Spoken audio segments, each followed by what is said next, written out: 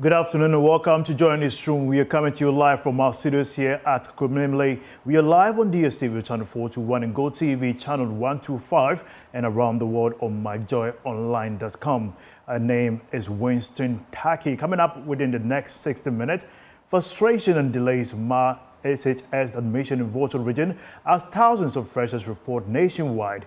We'll take you there for the latest update. Meanwhile, in other parts, and some students express excitement after reporting to school.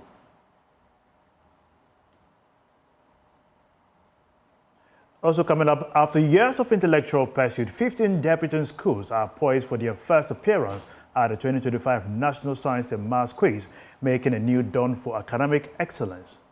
We're hoping for the best and we pray God open doors for us. But if he doesn't open doors, we'll try the windows. It's exciting and thrilling because it's our first time and we want to make the best of the opportunity we have been given. We prepared for it. You can't test the saltiness of a soup with your eyes. So it's the real contest that will testify our level of preparation. The 2025 National Science and Maths Quiz is set to ignite fierce competition across various senior high schools in the country. Looking to invest in a home that blends elegance, durability, and security, make a date with the EcoBank Journeys Habitat Fair in the next 4 days. We have the previous ones, but this time around we have new designs, and also we allow customers to also bring in their own designs or houses, what the type of house they want for us to customize for them. We are your home of independent, fearless, and credible journalism. Stay tuned. We'll be right back after this.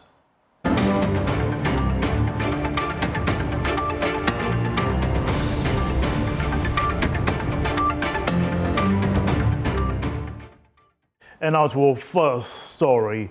There are delays in some parts of the Volta region as senior high school freshers, parents and guidance reported to their schools to begin the 2025-2026 academic year. At Maoko Senior High School in Ho, some parents who arrived as early as 8 a.m. yesterday had to wait till midday. Many complained of being overlooked, while others alleged protocol treatment. Assistant Headmaster of Academics, Mr. Benjamin Boja, clarified that registration officially started around 10 a.m. with more than 200 students processed by midday. He explained that the multiple stages involved in the admission process naturally slow things down. Volta Regional Correspondent Ivy Setoje has more in this report. Senior high school in the Ketu of district, the process has been slow, kind of slow. Parents are still coming with their awards. And according to authorities, it's not every student or everyone that is reporting today that they will continue tomorrow. Some of the parents or some families were able to get registered or get the process through, and then some were not able to due to the timing. And also some also complained that they came early in the morning from Accra and other regions, but were not able to. The process, though, has been largely smooth across other parts of the country. In Accra, checks at Accra High Senior High School showed a seamless registration and enrollment process, with school authorities assisting the new student to settle in quickly. Fatao Bayaga reports. And her twin Victoria Mensah Akoko and her twin sister Akwele are embarking on a nearly 200-kilometer journey from Accra to Konongo in the Ashanti region for the first time. They are eager to report to St. Mary's Girls Senior High School, the school they were placed in. Although joy lights their faces, they will meet home too. The feeling is neutral, and then I'm so excited, but I'm also sad because I'll be leaving home, I'll be leaving my mom and my siblings, but I'm very excited to go to a different part of the world, and then I'm just looking forward to adventurous things and then over there. Which school are you going to? St. Mary's Girls. But are you excited too? Yes, I'm a bit excited and kind of nervous because going to girls' school is somehow, because that's what people have been saying actually. But I'm really excited and sad as well because my friends are in Accra, but I am going to Kumasi. While Akoko wants to become a journalist, her sister Akwele prefers to be a soldier. They believe today's journey marks the beginning of their dreams. I want to become a soldier, actually. Yes, a soldier. Do you think this trip would help you to become a soldier? Yes. Yes. But why do you want to become a soldier? I don't know, but I really like the job, actually. It's nice. Yes. What about you? A journalist. Why do you want to become a journalist? Because I love to go to different places, have to talk to different people, then, learn different things, new experiences and everything. So I think this journey is very helpful. I know this journey is helpful, so I'm happy. Their mother, Comfort Mensah, who hails from the Ashanti region, is excited to see her children heading to school. My name is Omuko school. I know they are going to school and it will help them live independently and learn new things.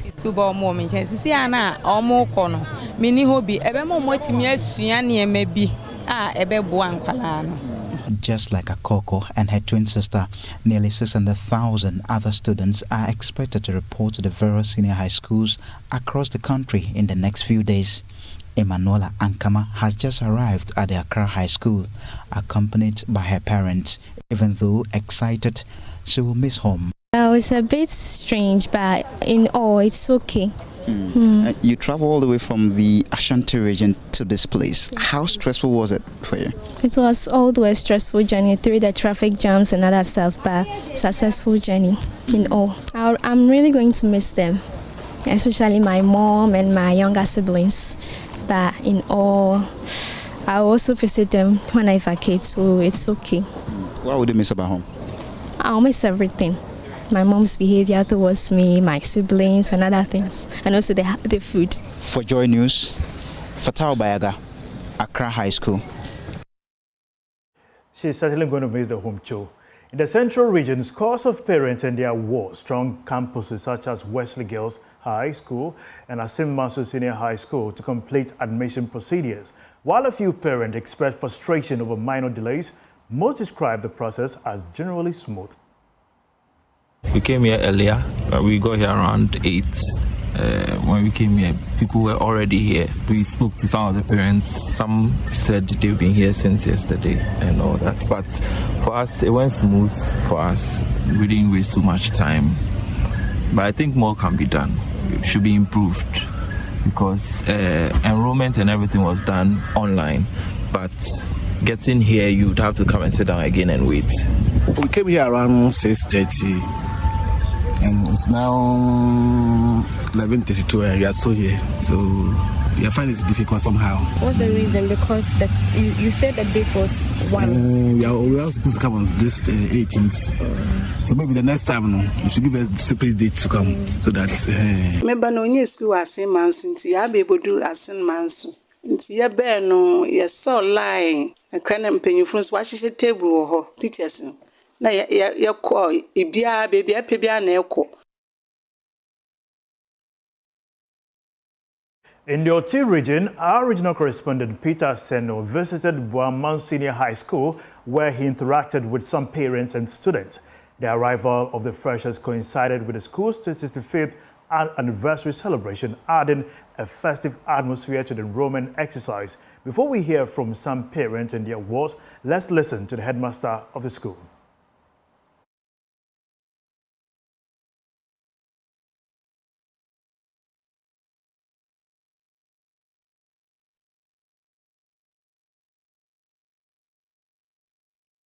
We came here earlier. We got here. The arrival of the first years for the commencement of the 2025-2026 academic year at Bawumia Senior High School here in the Oti region coincided with the school's 65th anniversary celebrations. This seems to have slowed down the process of the regular admission process, where all housemasters and administrators would have been present. The headmaster of the school, Frank Bawumia, tells me, despite the celebrations, they have put measures in place to ensure an incident-free process. I want to urge parents to remain calm. In spite of the fact that we are celebrating our 65th anniversary, we have put the necessary measures in place to admit the incoming first years. We have a lot of space to accommodate them, so they shouldn't worry. Our team is ever ready to take care of them. Tomorrow, the current first years will go down on vacation, and their place will be taken by the incoming first years. So we have a lot of space to accommodate them, so they shouldn't panic at all. He indicated that the number of students seeking protocol admissions have increased due to the conflict in the Nkwanta South municipality. Yes, it's true. The Nkwanta conflict is having a rippling effect where we are having overwhelming numbers of students who want to come to Bawumia Senior High School. And we try to offer them protocol admission because they come to explain the situation to us, and we are all human beings. And so we're also trying to help the situation, but we have a limit to go. And when we get there, I don't think we'll be able to accommodate them any longer. Do we know the numbers that have arrived so far? Do we have any idea? And then how many more are yet to come in? Yes, as at yesterday, we have been able to enroll 813 of them. But because we're busy celebrating, so far we have been able to register 16 of them. And we are hoping that by the close of the day, the rest will be also registered. Some parents have expressed satisfaction about the process. So far, when we came, they were already on the ground, so we waited for them, and then they came and then they received us well. As you can see, we are done with our process, just waiting for them to send my sister to the dormitory, then I will leave. So you are confident that your sister is in safe hands, right? Yes, she's in safe hands. When we came, we saw that there was a program going on, so we were expecting that within a short time, when we are done, they will attend to us. So they've not attended to you yet? Not yet. But you are hopeful? Yes, I know what is happening. The students say they are hopeful to study hard in order to make their parents and family proud. Peter Senu for Joy News. Now, moving away from education, Vice President Professor Nana Opoku-Agyeman has called on global organizations such as Zonta International to deepen investment in women entrepreneurs, emphasizing their crucial role in Africa's economic transformation. Speaking at the 27th Zonta International District 18th Conference in Accra, Professor Opoku-Agyeman reaffirmed the government's commitment to gender equality, highlighting ongoing government initiatives geared towards promoting women's entrepreneurs, including expanded access to quality education, financial inclusion programs, and enhanced support systems for women-led businesses. This year's theme, focusing on women and girls and building a better future, an even better future, is significant. And it calls on all of us to make equality real and lasting. District 18, spanning 12 countries across West, East, and Central Africa, is an example of unity. Our challenges cross our borders, so must our solutions. In Ghana, the government is committed to gender equality. We have expanded access to education, supported women in leadership, and strengthened protections against gender-based violence. But laws and policies must be complemented by partnerships with people and organizations, including yours, in order for real transformation to take place in our communities. During this conference, please do not lose sight of the collaboration, which is already one of your strengths. Continue to prepare girls to lead. Continue to invest in women entrepreneurs to drive Africa's economic growth. For those who prefer a personal touch, Elegant Homes gives you the freedom to bring your own design for their stunning 3 to 4 bedroom houses. They also partner with reliable suppliers of doors and windows, ensuring every home is built with quality and precision. Plus, they are offering attractive discount of 10 to 20%, making your dream home more attainable than ever. So this year we are coming up with new designs. We already have the previous ones, but this time around we have new designs, and also we allow customers to also bring in their own designs or houses, what the type of house they want for us to customize for them. Okay. So when you get to our estate, you wouldn't see only our designs around. You see different types of houses. That's quite new, right? It used to be very much. No, we've had it for a long time, but this time around we are putting in more efforts to bring in different designs across. Okay, Laurentia, tell me the other stuff that people don't know about Elegant Homes. Okay, so I'll hit on what we still have. We still having the 3 and 4 bedroom detached homes. We have the company, an affiliate company too, which sells the windows and the doors. We have cornices, plaster boards. So if you are not buying a house and you are building, you can branch to Elegant Homes. We have everything in stock. We also have other homes at East Legon that we are selling. We also have other ongoing projects. So we don't do only the real estate, we do construction as well. Okay, that's good to know. We are located at Katamanso on the Adenta Dodowa Road. You can call us on 0244 699053 or 0576 597419. On all our social media platforms, Elegant Home GH. You can reach us on website www.eleganthomesgh.com. Thank you. Get ready for Ghana's ultimate housing experience, the EcoBank Journeys Habitat Fair, happening from October 23rd to 27th at the Accra International Conference Center. The countdown is on just 3 days to go, so make sure rows leads to the fair, and certainly you'll be having some amazing discounted access to anything housing, from roof, energy, roofing, everything that you need. Certainly that is where the discounted prices happen. Now, moving away from that, finance expert with the Center for Social Justice, Haruna Al-Hassan, has stated that the country cannot make progress if the most critical aspect of the population that is engaged in the informal sector is left out. He said the informal sector employs 80 to 90% of Ghana's population. He added that to make progress, the country must make sure that these people are well set, particularly when it comes to finance. He made this remark during a collaboration engagement between the banks, insurance companies, and financial sectors.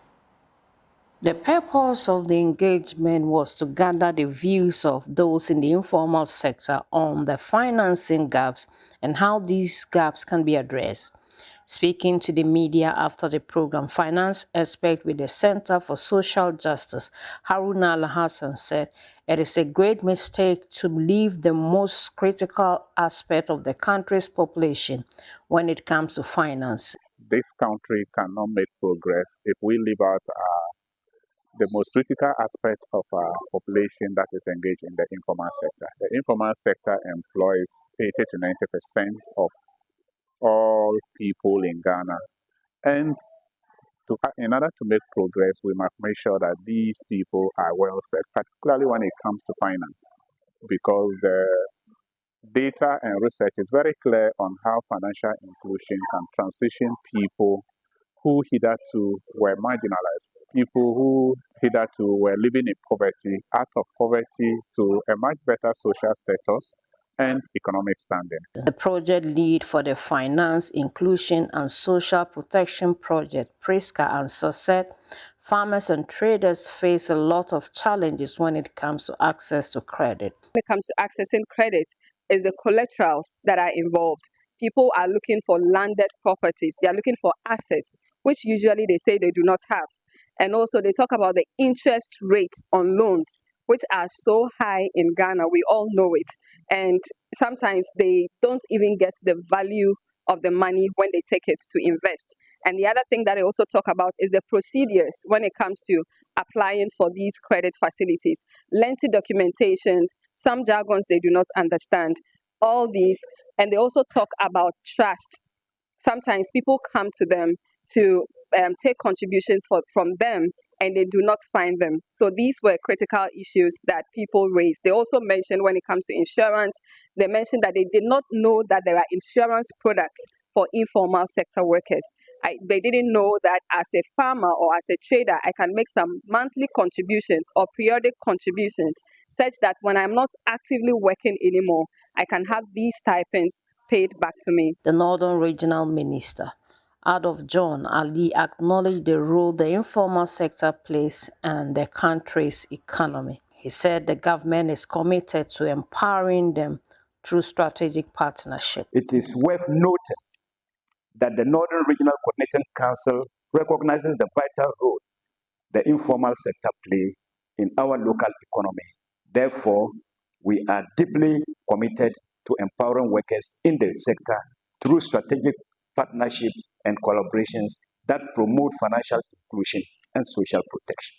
The participants in the engagement, Jennifer Ajafik, expressed her excitement and said it will help their group improve their business. They said we should always form a group within like the groups that we are working with. We should form a mother group that will be in charge of those groups, so that that group will come and take the loan on behalf of the other groups, so that when it comes to the repayment, we will not have challenges as to how to do the repayment.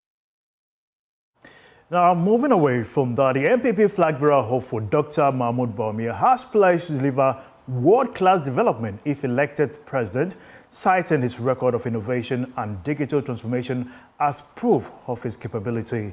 Wrapping up his campaign tour of the Bono East region, where he visited all 11 constituencies, Dr. Bawumia highlighted achievements such as the Ghana card, mobile money interoperability, and the zipline drone delivery system, which is said have positioned Ghana as a global leader in digital advancement. He noted that these initiatives have modernized financial transactions, improved healthcare delivery, and enhanced national identification systems, adding that his presidency would build on these successes to further transform the country. 2016 year vice president. If you watch Obia di adansie se mebe vice president me din hihye bebre aba Ghana enye sa digital Ghana card ya yede abai we are seeing na oman very few na ewo ebi was in the world. Very few countries are Ghana card ya yede bai, very few countries na ewo bi. UK enibi, America enibi, Canada enibi. Say na UK almost but Ghana is one of the leading countries in the whole world with the digital Ghana card. Me share yebaye na me say usha na untimi mani sika from Vodafone eko MTN and ase Airtel. Na untimi yisika from Momo account, echo to bank account, and our bank account, now echo to Momo account. Now obi mani usika from Abrochria, just oko Western Union, echo J. When you know me share, me kase yenye ishishare fufrobi, a friend of mobile money interoperability. San share no the whole of Africa obi. Mind be a new mind be a more. No country in Africa, yes, any America, any Canada. Because Ghana, it is possible. You bet me I be waha. Now nipa bebre injindi, but yeah, mobile money interoperability. We are the only country, the whole of Africa, be. Now ene a pager mobile money ejumano pa. First no na Ghana. The whole of Ghana, nipa 8 million per and omo momo account. And a nipa 24 million na omo momo account. And first no ye buy momo agents are omo Ghana. Omo ye 107,000. But momo ejumano epeja because of the momo interoperability aye no. And then momo agents wa Ghana ha omo ye 900,000. One idea, Metimia created 800,000 jobs. Just one idea. From 107,000 to 900,000. Enti sa adiano, the whole world say, the zip line aba drones. Say yare wo hona ehia moja anase edrua drones no plane no omode sa drone no ebeba hospital anase clinic anase chips compound sa drones ejuma no The whole world, Ghana is the leading medical drone delivery service. The whole world. We are seeing now. The whole world. Say na UK, omopese omoshiase, US so omopese omoshiase, Japan so omopese omoshiase, but Ghana is leading the whole world in the size of medical drone delivery. Elinti na meka say Nyame adom momfa tumi no enhyemini sa medi abrochire ebeba Ghana ha medi abrochire ebeba Ghana ha medi abrochire ebeba Ghana ha munya gidie wo me ho ade amatimi aye kakra no but as vice president mudi tumi no hyemi sa as president mesisa Ghana kra medi abrochire ebeba Ghana yenyina yebenya no ho mfaso Kukudu, and now to me renew national health insurance. Paso now what me to electricity from home on your mobile phone. When you na share yediaba, yamiadum, yedi more beba, yamiadum, there Sisa Ghana, ama ubiana ahoto aba, ama ubia. The Youth Budget Monitors under the Regional Youth Network has raised concerns over the sharp decline of statutory budget allocation to the youth institutions in the country. According to the youth, the National Youth Authority funding allocation declined from 85 million in 2018 to only 5 million in 2025 in the first quarter amidst increasing national revenue. Addressing the media at a press conference in Tamale, the convener of the group, Hamza Suleimana, said a similar decline was seen in allocation to the National Youth Employment Agency. The Youth Budget Monitors are a group of youth trained and supported by YEFO Ghana to monitor revenue allocation to youth institutions, the discrepancies, and how these allocations benefit youth development. These young advocates had previously flagged similar issues of inaccuracy in budget allocation to these youth agencies. The group stated that the press conference is one of the activities they are undertaking to hold government accountable to the youth of Ghana. Convener of the group, Hamza Suleimana, mentioned that in 2022, YEFO Ghana highlighted discrepancies in the application of the District Assembly Common Fund formula, which effectively reduced funds available for youth institutions. With the help of the Right to Information Bill, we've been able to solicit for information from the District Assembly Common Fund and then also the National Youth Authority. And we'll be able to gather some results spanning from 2018, 2017 till date. And in fact, the allocation has been dwindling. It has nothing to write home about. Now, while the law provides clear guidance on youth funding, the Youth Budget Monitors analysis together with YEFO Ghana showed that in several fiscal years, the NYA's 5% allocation from the District Assembly Common Fund has not been honored in full. Witnessed a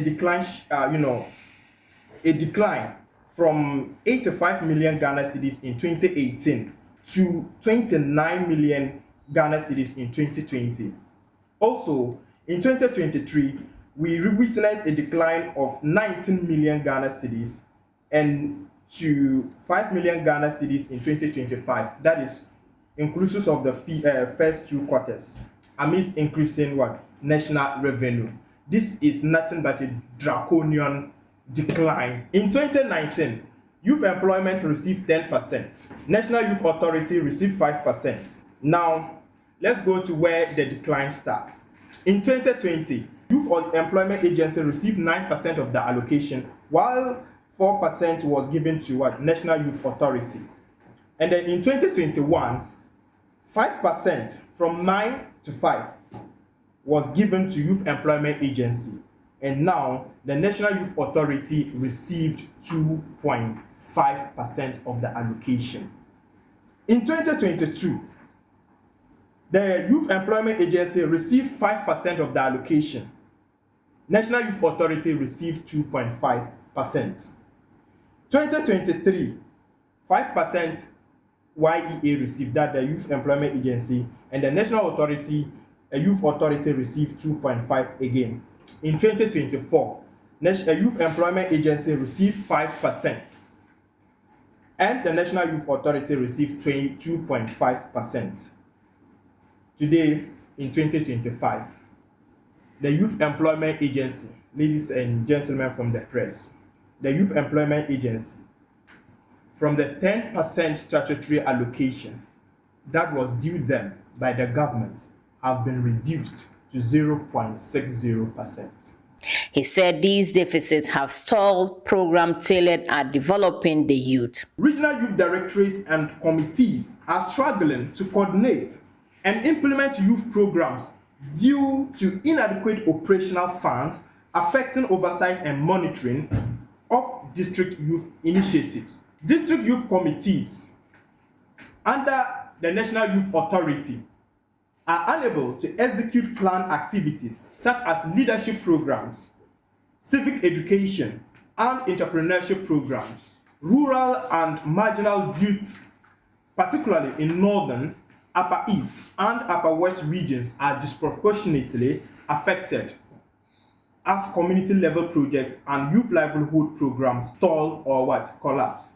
Mr. Suleimana called for full restoration of all statutory funds to these institutions. Therefore, call on the Ministry of Finance, Parliament, and the District Assembly's Common Fund Secretariat to take urgent steps to 1. Restore full statutory allocations of 5% and 10% of the YEA from the District Assembly Common Fund as enshrined in the Act 939 and 887 of the 1992 Constitution. Commission an independent audit to assess compliance with youth financing provisions over the past 5 years. Away from that, Clean Air Fund has welcomed the passage of Ghana's long-awaited air quality management regulation, describing it as a major win for clean air.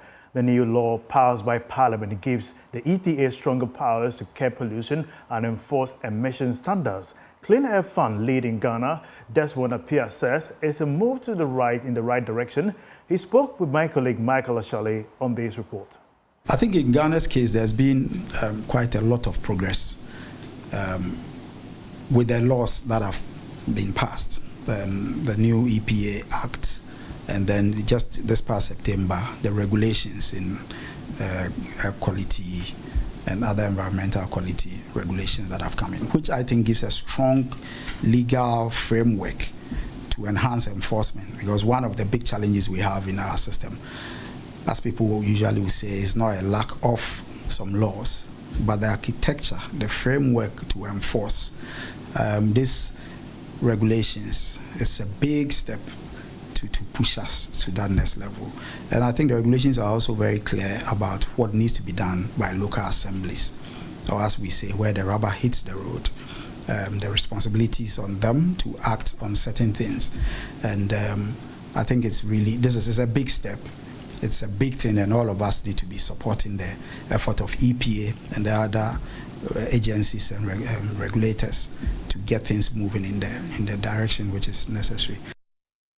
However, Mr. Appiah says it cannot end there. He wants EPA to ensure strict enforcement of the law in partnership with municipal assemblies. But it goes beyond just that. Having the framework is not enough.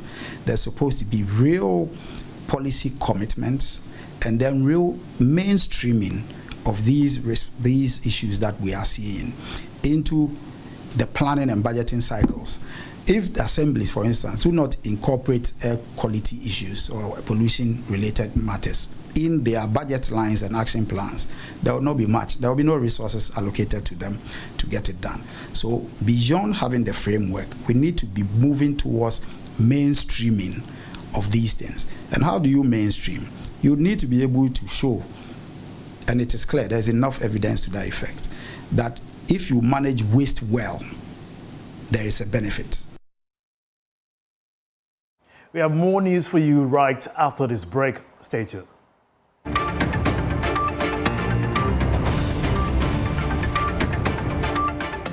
Welcome back to Joy's Newsroom. My name is Winston Taki, and now to more news. The National Coordinator of Rural Women Farmers Association of Ghana, Madam Suta Anita, has reiterated calls to government, development partners and chiefs to support rural women to have more access to lands for farming, credit facilities and to the markets. Speaking at the celebration of the International Day for Rural Women in Laura, Madam Suta Anita calls for a change to improve the well-being of women. Joy News Upper West Regional Correspondent Rafiq Salam reports from Laura. Over 200 rural women drawn from the Laura municipality were joined by their colleagues from Tachiman in the Bonan region to take part in the joint celebration of the International Rural Women's Day and World Food Day program. The event is being organized by Rural Women's Farmers Association of Ghana, RUFAC, in partnership with Abono Ogone Farming Project, ABOFAP.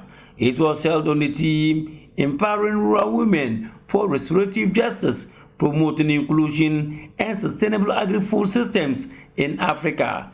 They walked through some principal streets holding aloft placards, some of which read, "We need farmlands, traditional seeds are nutritious, my food is African, and let's consume what we produce." They sang and danced to music from brass band before they converged at the Na-Abe-Fakabo Memorial Park to be addressed by their various leaders. National Coordinator of RUFAC, Madam Suta Anita, asserted that justice is not only about the courts, but entails fairness in opportunity, access, and recognition. At RUFAC, empowering is something we live every day. Over the years we have established over 40 acres demonstration farms that support all-season farm, build training centers and hostels with most of the work done by women themselves, and delivered livelihood and capacity building programs across communities, enabling hundreds of women to grow, learn, and lead. Madam Suta Anita noted that the aforementioned achievements are a proof that when women are empowered, families become stronger and entire communities thrive. As we celebrate, let us renew our call to government, development partners, and the private sector continue to support rural women through fair access to land, credit, markets, and trainings. As we dance, share, and celebrate today, let us remember every seed a woman plants is a seed of justice. Every field she cultivates is a field of hope. And every woman empowered brings us closer to a fair and more sustainable Ghana.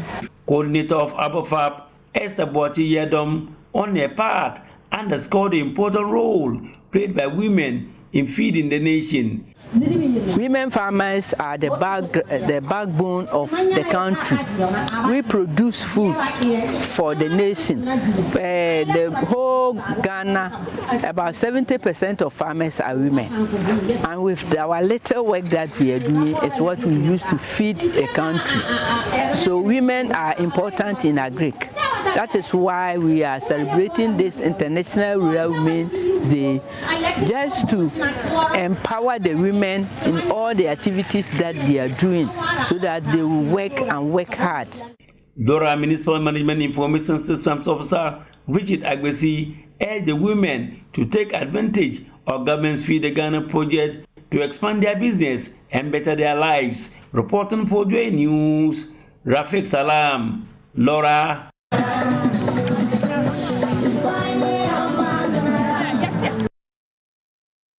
From Laura, let's move to Sunyani. The Ghana Association of Certified Registered Anesthetists has threatened to embark on industrial action over the government's delay in recognizing them under a separate regulatory body following years of agitation. Speaking at the annual general meeting in Sunyani, the association's president, James Nwisangra, described the anesthetists' place under the Medical and Dental Council as completely misplaced. He called on the government to act immediately to avert any unfavorable action. Precious Semavo has more. The 7th Annual General Meeting and Scientific Session of the Ghana Association of Certified Registered Anesthetists, GACRA, among others, recognized a member, Harriet Otin, of the Adan Government Hospital for her dedication, swift and selfless intervention that saved the life of a pregnant mother at the Adan market in the Eastern region.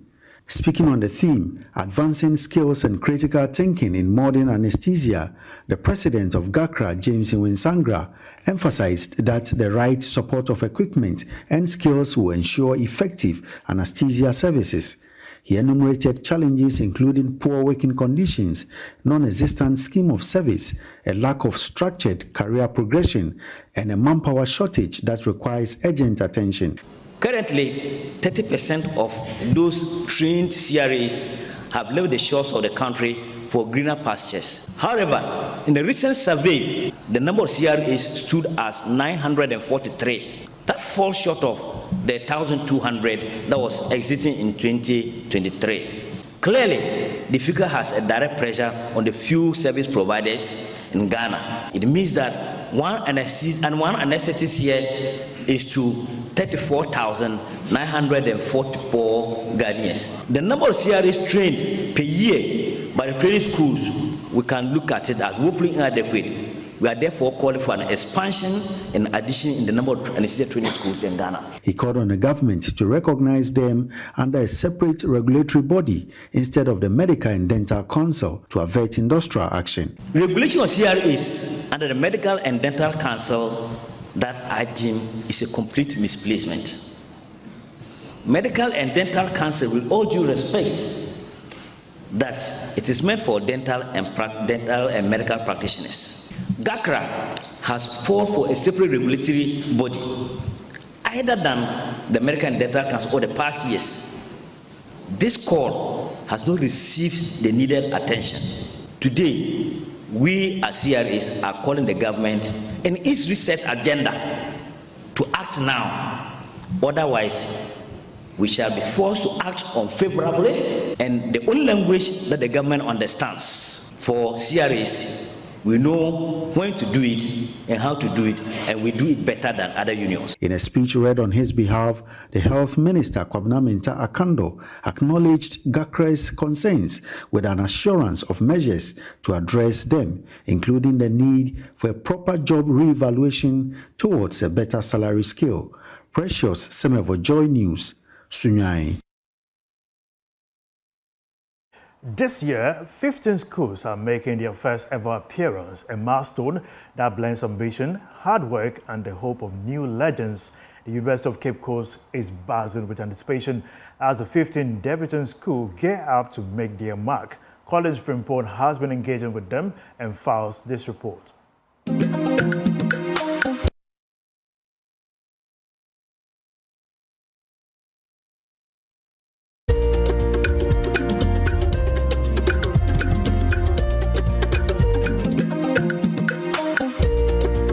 A record 174 schools are logging horns in the 2025 NSMQ as they converge in pursuit of glory and a place in Cree's history. Out of this number, 15 schools are making their first ever appearance at the National Championship, breaking through after years of trying, dreaming, and believing. The feeling is somehow nauseous, seeing other schools around and seeing that they are great, but we believe in ourselves and we know very well that we can do the best we can. We are here hoping for the best and we pray God open doors for us. But if he doesn't open doors, we'll try the windows. It's exciting and thrilling because it's our first time and we want to make the best of the opportunity we have been given. Since it's our first time, we want to make our school proud, the headmaster and everybody who is supporting us proud as well. Among these debutants are Pram SHS, English Among from SHS, Aguna Senior High Technical School, and Salagati Amedia SHS. They are the only school representing the region, and once during the qualifiers, they came up against Damangu Senior High School, who everybody had tipped to qualify ahead of all the schools that they were competing in that particular championship or qualifiers, because every year they've been doing it. But these guys here stand everyone in that particular contest? The school is over 50 years old now, and the science department being the youngest. The science program is less than 10 years, and we've been able to get to the national level in this prestigious contest. It's something we should be proud of. But nobody go for the contest for the regional purpose. The purpose is the ultimate. So yes, what you said, our focus is on the ultimate, and we're prepared for it. You can't test the saltiness of a soup with your eyes. So it's the real contest that will testify our level of preparation. You are representing the thousands of people in the Savannah region. You are the only school from Savannah. And what message do you have for the people in the region? Actually, that is a killing tax for us, the region with a high stake. You know, our president is represented by that region, of course. So, but we are not allowing ourselves to be overburdened by these pressures. Actually, feels great to be part of these best schools. So it means we are also part of the best. So we are here to show our best as well. So far, how is the preparation like? How has it been? We are fully prepared and we are ready for any school that they give us. Already we know the school will be meeting, but apart from that, any other school ahead of that, we are ready to meet them. As the competition kicks off this week, these 15 debutant schools carry the dreams of their classmates, teachers, and communities, and perhaps the promise of a new era of not just champions, but legends. Reporting for J News, I am Collins Frimpong.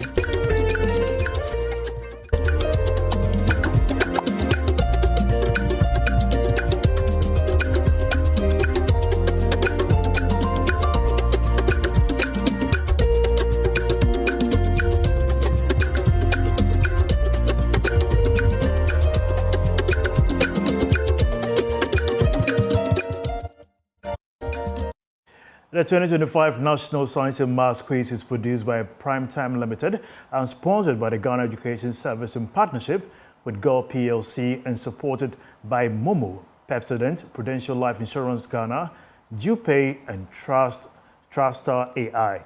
Broadcast sponsors on Joy News is supported by NASCO, Vitamilk, Ayuda Hub, Virtual Security Africa, Chopbox Technology, Ambition Checker, German Ozone Medical Center, Ace Medical Insurance, Achimoto Mall, Slam Technology, Family Help Medical School, Chartered Institute of Management Accountant, DBS Industries Limited, Syntex Tank, Academic City University, and many more.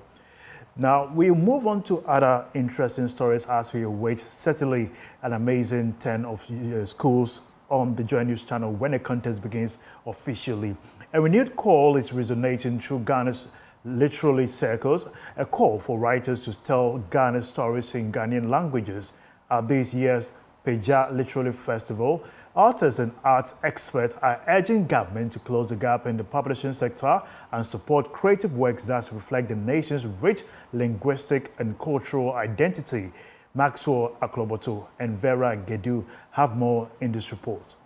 While Ghanaian writers lament government's lack of support for the country's writing industry, international literature and arts experts are sounding the alarm over another concern: the fading use of the local languages in Ghanaian literature.